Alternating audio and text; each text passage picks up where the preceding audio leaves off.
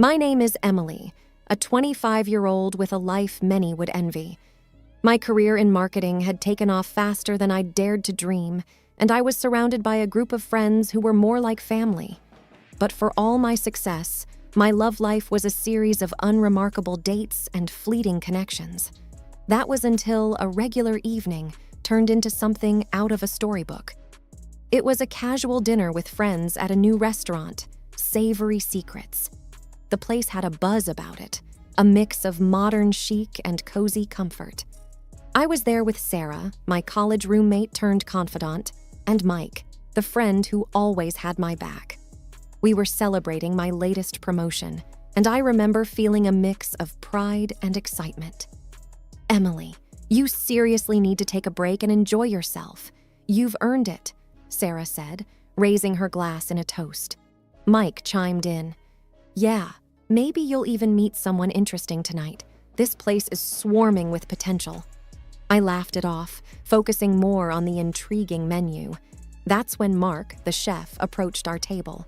He was charismatic, with an easy smile and an apron that told stories of his culinary battles. "Evening, folks. I'm Mark, the head chef. I couldn't help but overhear it's a special occasion. Mind if I recommend something off-menu? It's a creation I'm particularly proud of." His confidence was intriguing. "Sure, why not? Surprise us," I replied, intrigued by this unexpected interaction. As Mark walked away, Sarah nudged me. "He's definitely interesting, right?" I brushed off her suggestion, focusing instead on the ambiance and the laughter of my friends. But I couldn't deny there was something about Mark that caught my attention. When the dishes arrived, they were a work of art. The flavors were complex and delightful, a perfect balance of innovation and comfort. Mark returned to check on us, and we struck up a conversation. He spoke about his journey as a chef, his dreams, and his passion for food. It was captivating to see someone so dedicated to their craft. "You really have a talent for this," I found myself saying. "This dish is amazing." Mark's eyes lit up with genuine appreciation. "Thank you, Emily. That means a lot. I hope I can cook for you again sometime." The night continued with more laughter and stories, but there was an undercurrent of something new and exciting. As we left the restaurant, Mark caught up with us at the door. "It was great meeting you all. Emily, I hope to see you back here soon. Maybe next time you can try another one of my special creations." His words lingered with me as we walked away. Sarah and Mike teased me about the obvious spark, but I brushed it off as just a pleasant encounter. Over the next few days, thoughts of Mark and his culinary magic kept drifting into my mind. There was an undeniable connection, something I hadn't felt in a long time. It was a feeling of curiosity, of wanting to know more about this person who had appeared so unexpectedly in my life. Returning to Savory Secrets became a new routine for me. Each visit was an opportunity to dive deeper into conversations with Mark. Our chats moved from culinary arts to dreams, aspirations, and shared laughs. It was refreshing, easy, and before I knew it, we were seeing each other outside the restaurant. One evening, as we walked through the city park, Mark turned to me and said, "You know, Emily, I've never met anyone who gets my jokes as much as you do." I laughed. "Well, I've never met anyone who can cook as well as you do. Guess we're even." Our dates were simple but special. We'd go for long walks, try out new cafes, or sometimes just sit and talk for hours. It felt like we'd known each other for years, not just weeks. One night, sitting on his couch, sharing stories of our childhood, Mark looked at me with a seriousness I hadn't seen before. "Emily, I don't know how to say this without sounding like I'm rushing things, but I feel something strong for you, something I haven't felt in a long time." His vulnerability struck a chord in me. "Mark, I feel the same way. It's like we found something rare and precious." The conversation that night was a turning point. We both acknowledged the deep connection we felt, and it wasn't long before we were talking about a future together. Things moved fast, and some of my friends, like Sarah, were cautious. "Emily, aren't you two moving too fast? I mean, it's great, but it's only been a couple of months," Sarah expressed her concern one day over coffee. "I know it seems quick, Sarah, but with Mark, it just feels right. I can't explain it," I replied, trying to convey the certainty I felt in my heart. Mark's passion wasn't just limited to his work. He was equally passionate about our relationship. He'd surprise me with little notes, impromptu dates, and always made sure to listen and understand me. It was a level of attention and care I hadn't experienced before. One evening, while we were having dinner at my place, Mark brought up the topic of marriage. "Emily, I've been thinking, what we have is unique. I don't want to wait to start our life together. How would you feel about getting married?" I remember feeling a rush of emotions, excitement, joy, a little bit of fear, but above all, a deep sense of connection. "Mark, I would love that. There's nothing I want more than to be with you." Our engagement was a whirlwind. We planned a small, intimate wedding, just close friends and family. The day was perfect, filled with love, laughter, and the promise of a future together. Looking back, those months were a blur of happiness. I had found someone who understood me, who shared my passions, and who made every day brighter. It was a romance out of a fairy tale, and I was fully immersed in the magic of it all. Our first year of marriage, a blend of joy and adjustments, was unfolding in ways I hadn't anticipated. The home I had always known took on new life with Mark's presence. Our routines intermingled, my early morning jogs followed by his meticulously crafted breakfasts, the quick kisses before rushing to our respective jobs, and the quiet evenings when we both managed to be home together. But beneath the surface of our domestic bliss, a current of tension was slowly rising. Mark's commitment to his work was admirable, yet it began to take a toll on our time together. His hours at the restaurant extended late into the night, leaving me in a quiet house, thoughts wandering to the growing distance between us. One night, as we sat down for a rare dinner together, I decided to voice my concerns. "Mark, I love that you're so passionate about your work, but these long hours? I miss you. Is there any way you can cut back a bit?" He looked at me, his face etched with a mix of concern and an unspoken pressure. "Emily, you know I'm doing this for us. I need to match your success, to contribute equally. I don't want you to feel like you're carrying the burden alone." "It's not about the money, Mark. I just wish we had more time together," I replied, the words tinged with a longing for our earlier days. The conversation ended on a note of mutual understanding, but the issue remained unresolved, hanging in the air like an unsaid promise. It was amidst this delicate balance of work and home life that Mark approached me with a request, his voice laced with hesitancy. "Emily, there's something I need to talk to you about. It's my mom. She's having a tough time financially, and I was thinking maybe we could help her out, like $1,000 a month." I paused, taking in the weight of his request. His mother, a sweet woman who had welcomed me with open arms, was now in need. "Of course we can help, Mark," I said, my decision firm. "She's family, and it's important to support each other." Mark's relief was evident. "Thank you, Emily. This means a lot to me, and I know it will to her as well." So, we started a new routine. Each month, I would give Mark the money, and he would send it to his mother. I didn't control this process because I trusted him completely. It was a decision made from compassion, a gesture to support someone we both cared about. Yet, even as we settled into this new arrangement, the earlier issue of Mark's work hours remained a gentle undercurrent in our daily life. He worked too much, stayed in the restaurant for a long time, and often did not answer the phone. The routine of our married life continued, with me diligently transferring money each month for Mark's mother, and Mark immersing himself ever deeper into his work at the restaurant. Despite the semblance of normalcy, An undercurrent of loneliness persisted in the wake of his prolonged absences. I kept myself busy, focusing on my career, but the solitude in our home was palpable. It was during one of these routine evenings that a call from Lily, a friend living on the other side of town, stirred a whirlpool of doubts in my mind. "Emily, I've seen Mark around here quite often. He's always going to the same house with large packages in hand. It's been happening for a while now." Her words sent a chill down my spine. "Are you sure it's Mark?" "Yes, I'm certain. It's just odd, don't you think?" Lily's voice was laced with concern. That night, I confronted Mark. His arrival home was met with my anxious query. "Mark, Lily says she's seen you frequently at a house on the west side. What are you doing there?" For a moment, there was a flicker of alarm in Mark's eyes. "Oh, that! It's nothing to worry about.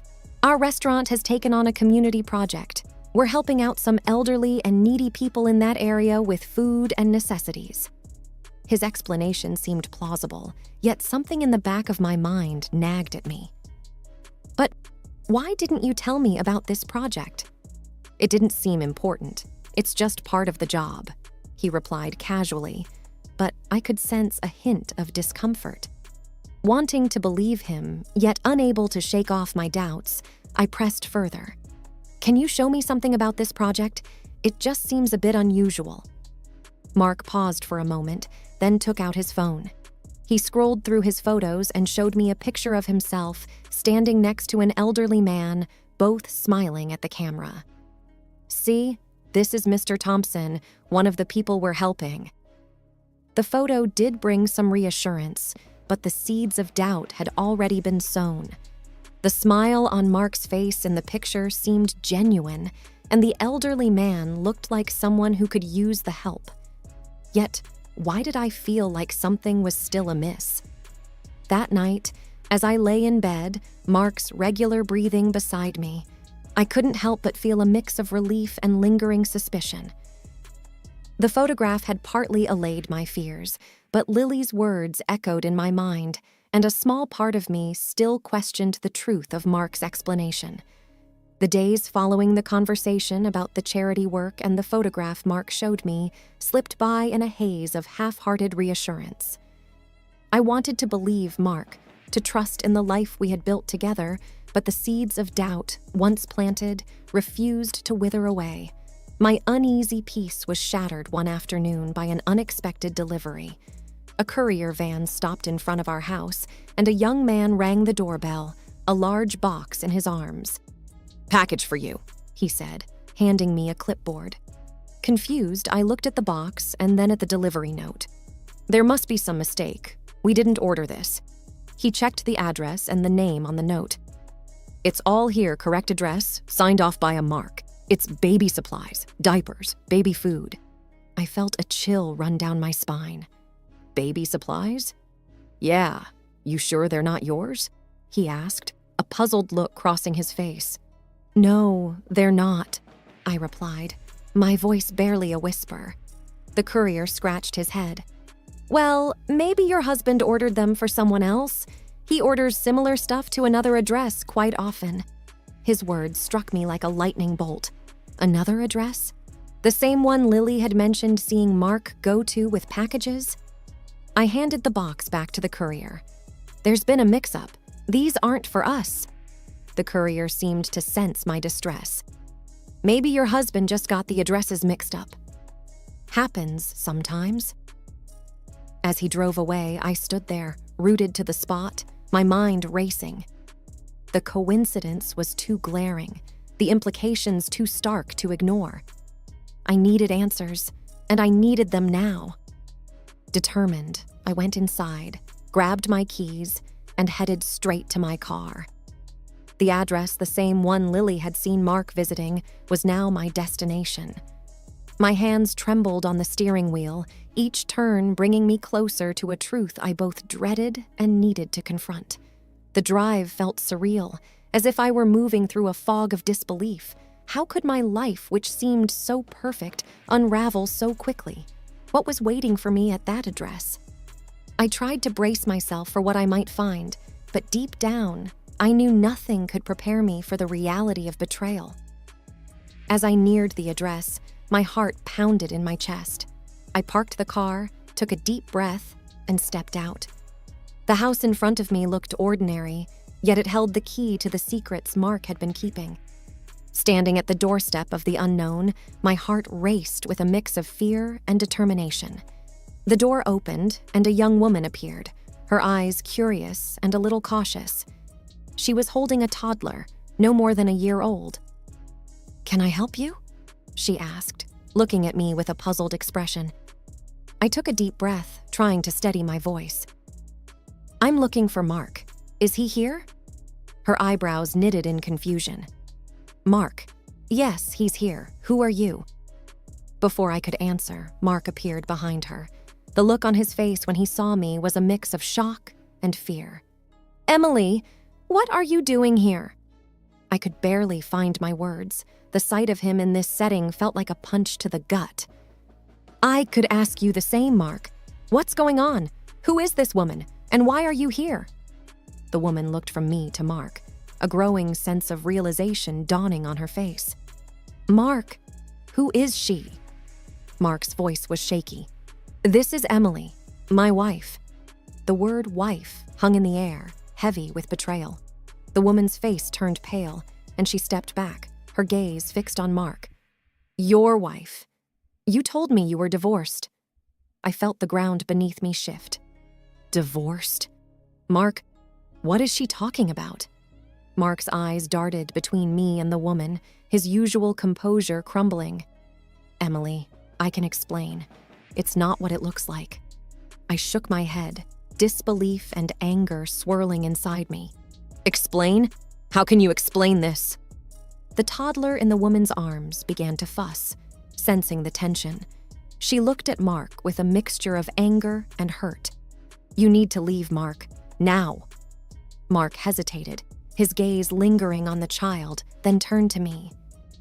"Emily, please, let me explain. This is all a big misunderstanding." But the pieces had already fallen into place. The late nights, the secretive behavior, the baby supplies. It was all clear now. Mark had a life here, a life I knew nothing about. "Save it, Mark. There's nothing you can say," I said, my voice breaking. I turned and walked away, the sound of the closing door marking the end of the life I thought I had with Mark. The drive back home was a blur. Tears streamed down my face as the reality of Mark's betrayal sank in. He had been living a double life, and I had been oblivious, trusting him while he lied to me every day. When I got home, the house felt emptier than ever. The life I had built with Mark, the dreams we shared, everything felt tainted. I sat there, alone, trying to process the magnitude of what I had just discovered. The future I had envisioned with Mark was gone, replaced by a painful uncertainty and a deep sense of betrayal. The days following the revelation felt like walking through a fog. I moved through the motions of my daily life, but everything seemed dull and distant. The pain of Mark's betrayal was a constant ache, a reminder of the trust I had placed in him and how it had been shattered. Mark tried to reach out, his messages and calls filling up my phone, but I couldn't bring myself to answer. I needed space, time to think and to heal. The idea of facing him, of hearing his explanations, was more than I could bear. A few days later, I sat down with Sarah, my closest friend. Over cups of coffee in my now too quiet kitchen, I poured out the whole story. She listened, her face a mixture of anger and sympathy. "I can't believe he would do this to you, Emily. You deserve so much better," Sarah said, her hand reaching out to cover mine. "I just don't understand how I missed it. The signs were all there," I replied, the weight of my naivety heavy on my shoulders. "It's not your fault, Em. He lied to you. You trusted your husband, which is what anyone would do," she reassured me. Sarah's words were a small comfort, but the wound was still fresh. I knew I had to make a decision about my future, about my marriage. With Sarah's encouragement, I contacted a lawyer to discuss my options. The lawyer was sympathetic but professional, outlining the steps for a divorce and what I could expect in terms of legal proceedings. "I want compensation for this betrayal," I said, a newfound determination in my voice. "We'll do everything we can to ensure a fair outcome," the lawyer assured me. The process was draining, both emotionally and legally. Mark's attempts to explain and reconcile turned into pleas for forgiveness as the reality of the divorce proceedings set in. But for me, the trust was broken beyond repair. In the midst of the legal battle, I also had to confront the financial deceit. The money I had given him under the pretense of helping his mother, it was meant for his second family. I supported his mistress and child. Unraveling our joint finances and reclaiming what was rightfully mine became another battleground. As the divorce proceedings dragged on, I leaned heavily on my friends and family for support. They were my rock, providing comfort and strength when I felt overwhelmed by the chaos that my life had become.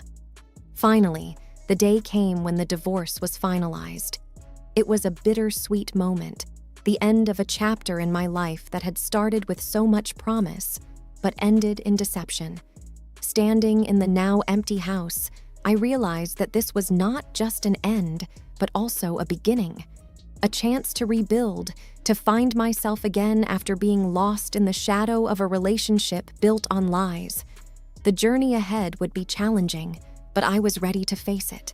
With the support of my loved ones and the lessons I had learned, I knew I could move forward, stronger and wiser. My name is Karen. 4 years ago, I stepped into a life I thought was perfect.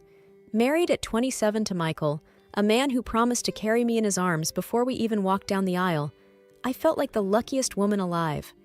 He wasn't just my husband, he was my best friend, my confidant. We shared everything, from morning coffees to late-night dreams about our future. Michael always had a way of making me feel special. I remember our first anniversary. He recreated our first date, down to the same table at the quaint Italian restaurant where we first realized we were meant for each other. It wasn't just about the grand gestures, it was the little things. The way he'd brush the hair from my face, the soft kisses he'd plant on my forehead when he thought I was asleep. Our life together was bliss, filled with laughter and love. We lived in a beautiful house, spacious and filled with light. It was our haven, a place where we planned to raise a family. My job as a fitness trainer at a popular gym brought me joy and fulfillment, and Michael was thriving in his career. We were doing well financially, and we often talked about starting a family, about having kids running around the house, filling it with even more laughter and joy. Evelyn, Michael's mother, was a strong presence in our lives. From the first time I met her, she showered me with compliments. "You're absolutely stunning, Karen, just like a Hollywood actress from the 50s, she'd said, her eyes sparkling with genuine fondness. She often spoke about how beautiful our children would be, combining my looks with Michael's charm. Her approval meant the world to me. But then, one ordinary evening, everything changed. I was driving home from the gym, my mind buzzing with plans for the weekend. Michael and I had planned a small getaway, just the two of us, a chance to reconnect and talk more about our future, about finally starting that family we'd always wanted. As I approached the intersection, a song we both loved started playing on the radio. I smiled, turning up the volume, lost in the moment. That's when it happened. Out of nowhere, a car ran the red light and slammed into my side. The impact was deafening, a cacophony of crunching metal and shattering glass. My head whipped to the side, and pain erupted across my face and body. The world spun wildly, a blur of lights and sounds, and then, as quickly as it had all started, everything plunged into silence and darkness. Waking up in the hospital was like emerging into a world I no longer recognized.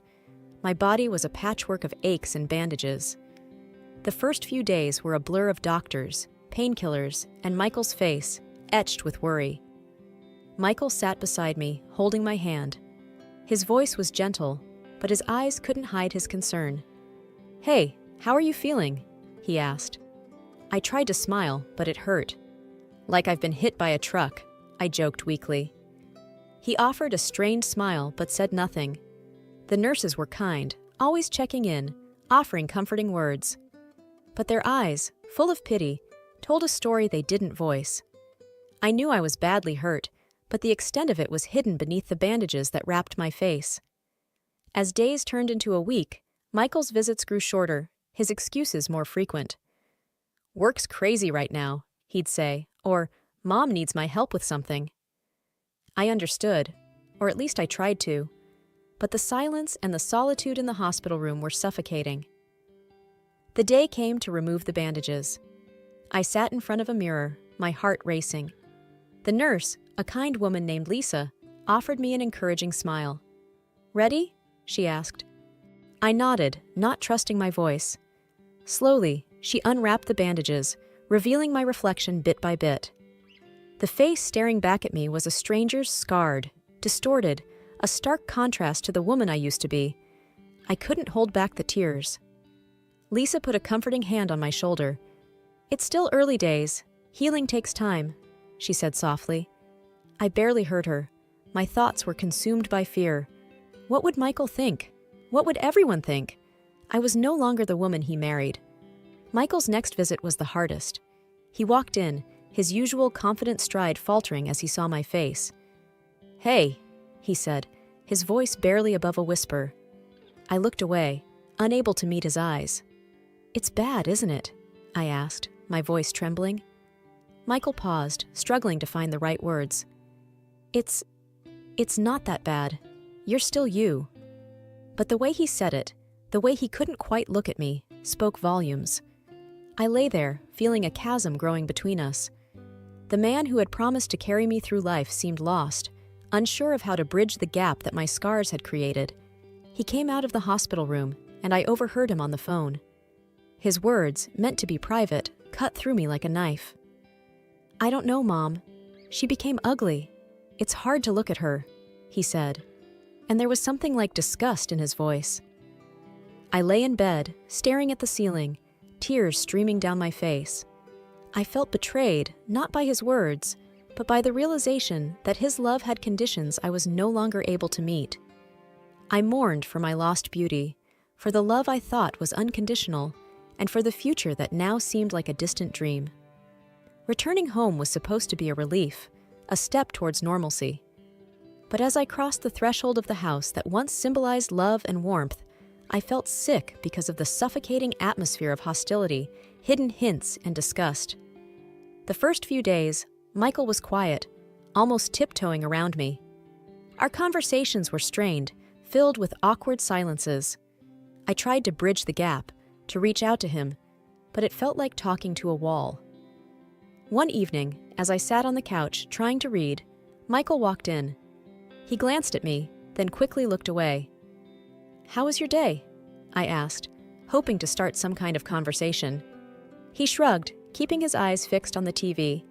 "It was okay. Busy." I nodded, feeling a knot in my stomach. "I was thinking, maybe this weekend we could go out, just to get some fresh air." Michael hesitated, then said, "I don't think it's a good idea. Maybe you should rest more." His words stung. It wasn't about resting. It was about not wanting to be seen with me. I turned my attention back to my book, but the words blurred through my tears. It wasn't just Michael. Evelyn's visits were even more difficult. She would come in, her face twisted in a poorly disguised grimace as she looked at me. Her words were polite, but her eyes were cold.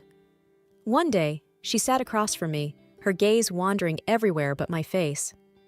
"It's such a shame what happened," she said, a tinge of something like disgust in her voice. I clenched my fists, trying to maintain my composure. "Yes, it is," I replied, my voice steady despite the turmoil inside. Evelyn sighed, tapping her fingers on the table. "Well, we must all move on, right? Life doesn't stop." Her words, meant to be comforting, felt more like an attempt to avoid a difficult conversation. I nodded, not trusting myself to speak. Then came the night that broke me.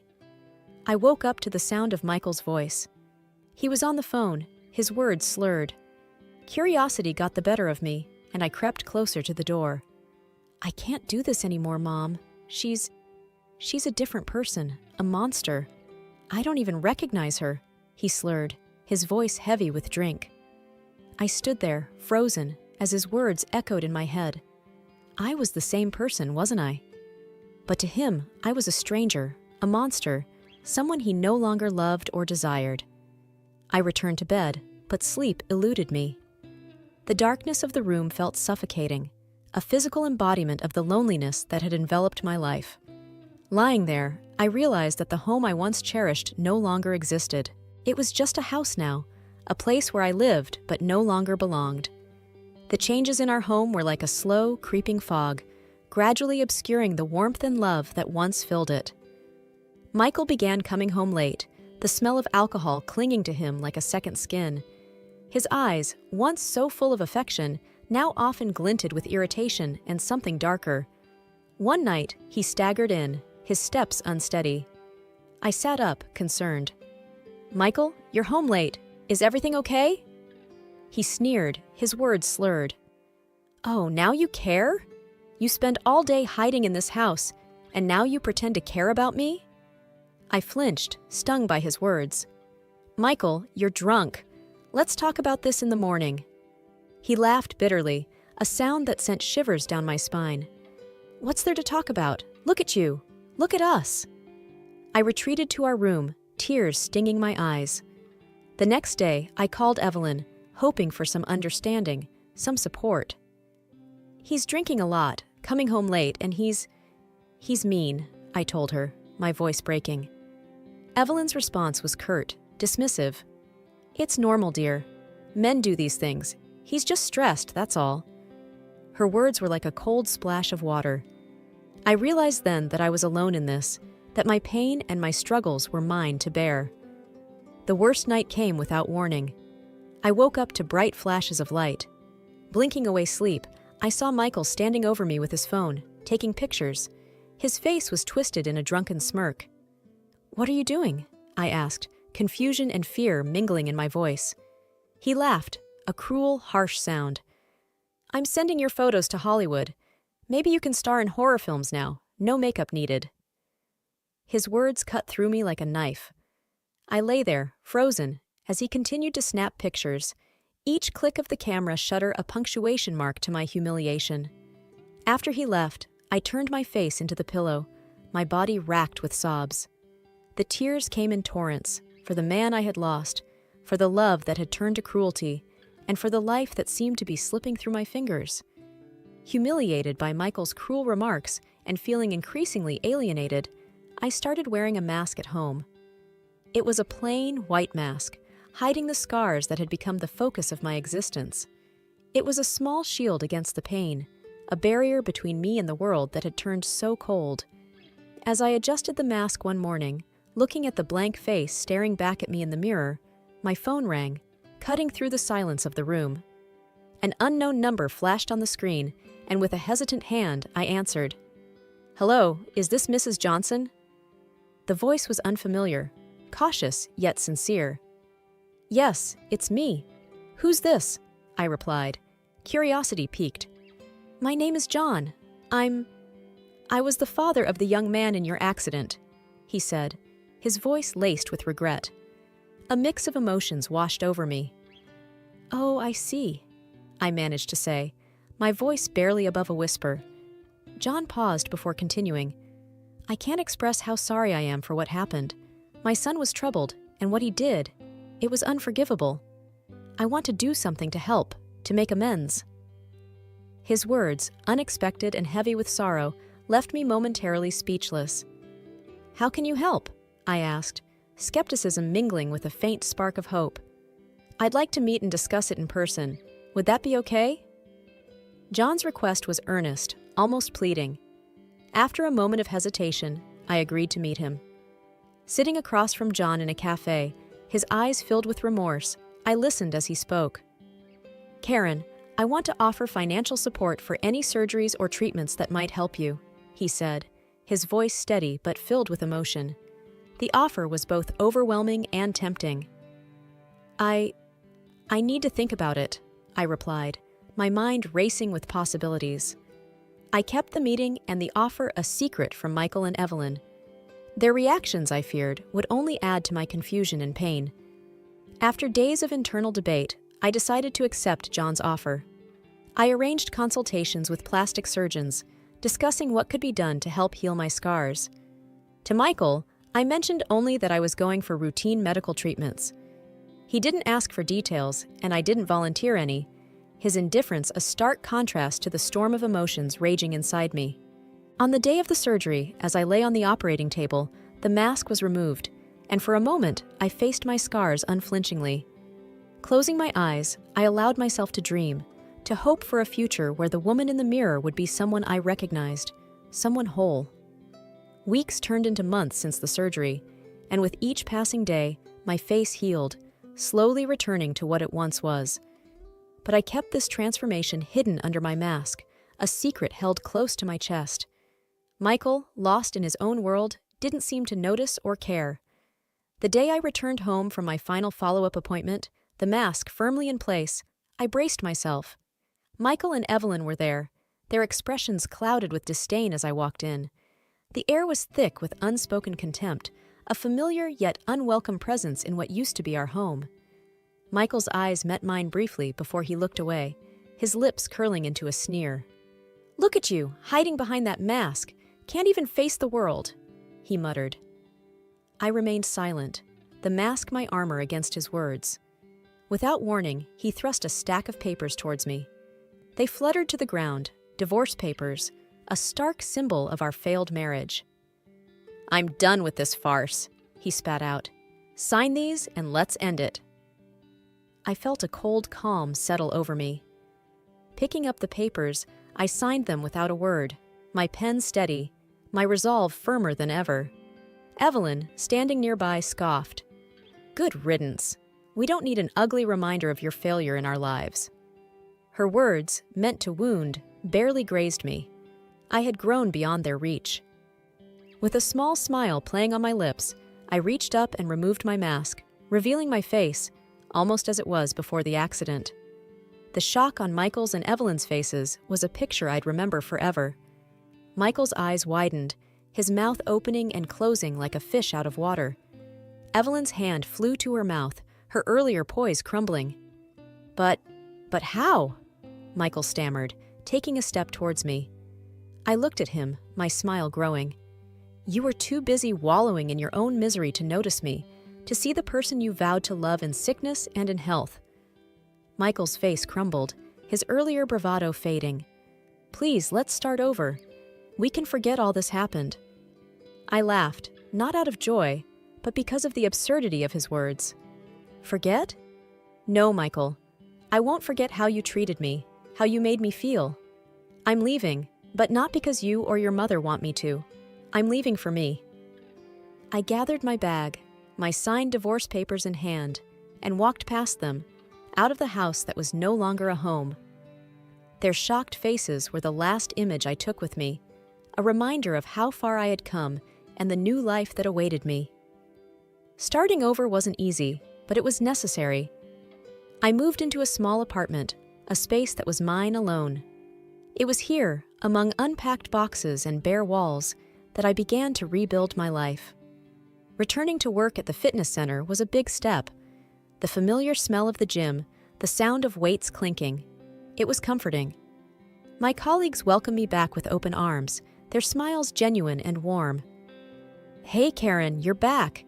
We missed you around here," said Lisa, one of the trainers. I smiled, feeling a sense of belonging. It's good to be back. I've missed this place. As I resumed training sessions, I felt a renewed sense of purpose. With each class I taught, I grew stronger, not just physically, but emotionally too. I was finding myself again, rediscovering the woman who loved her job, who took pride in her strength. One day, after a particularly grueling session, I sat down on a bench, catching my breath. That's when John walked in. I hadn't seen him since our meeting at the cafe months ago. "Hello," he said, a tentative smile on his face. "I was in the neighborhood and thought I'd stop by. How are you?" I stood up, surprised but pleased to see him. "I'm doing well, thank you. It's good to see you, John." We talked for a while, about mundane things at first, the weather, the gym. Then the conversation shifted to more personal topics. I never got the chance to thank you properly, I said, my voice sincere. Your help. It changed everything for me. John's smile was warm. I'm just glad I could do something to make amends. You've come a long way. He hesitated for a moment before continuing. I was wondering if maybe you'd like to grab a coffee sometime? No pressure, just as friends. The invitation caught me off guard, but it was a pleasant surprise. I'd like that, I replied, a genuine smile spreading across my face. As I watched him leave the gym, I felt a flutter of excitement, a feeling I hadn't experienced in a long time. It was the beginning of something new, a chance to explore life from a fresh perspective. That night, as I lay in bed in my new apartment, I thought about the twists and turns my life had taken. There was still pain and healing ahead, but there was also hope. Hope for a future that was mine to shape. The dawn of a new day was breaking, and I was ready to meet it head-on. The journey of life, I've come to realize, is never a straight path. It twists and turns, bringing challenges and surprises along the way. Since my divorce, I've been rediscovering who I am, but not without unexpected obstacles. Michael, unable to accept the end of our marriage, began reaching out, trying to rekindle what we once had. His persistence, a stark contrast to his earlier indifference, forced me to seek legal means to ensure my peace. It was a difficult decision, but necessary for my well-being. The day I stood in court, asking for a restraining order, I felt a mix of sadness and determination. Sadness for what our relationship had become, and determination to protect my newfound independence. Meanwhile, my relationship with John was blossoming into something beautiful and profound. He was a constant source of support and understanding. On one of our dates, as we walked along a riverbank under the stars, he turned to me and said something that stayed with me. You know, you were always beautiful, even with your scars. It's just that not everyone can look past the surface. Not everyone can see into the soul. I looked at him, touched by his words. Thank you, John. That means more to me than you can imagine. He smiled, his eyes reflecting the starlight. It's the truth, and I'm grateful for every part of you. That night, as I lay in bed, reflecting on everything that had happened, I felt a deep sense of contentment. My journey had been fraught with pain and heartache, but it had also led me to a place of self-acceptance and love. I realized then that the most profound form of love isn't about how we look or what we have. It's about being loved for our soul, for the essence of who we are. John saw me for me, scars and all, and cherished what he saw. Life had come full circle, but in a way I hadn't anticipated. I had lost a life I thought was perfect, only to find a deeper, more meaningful existence. I had learned to love myself and found someone who loved me for the person I had become. As I drifted off to sleep, I felt a sense of gratitude. Gratitude for the lessons learned, for the strength gained, and for the love that had found its way into my life. I had emerged from the shadows of my past, stepping into a future bright with promise and hope.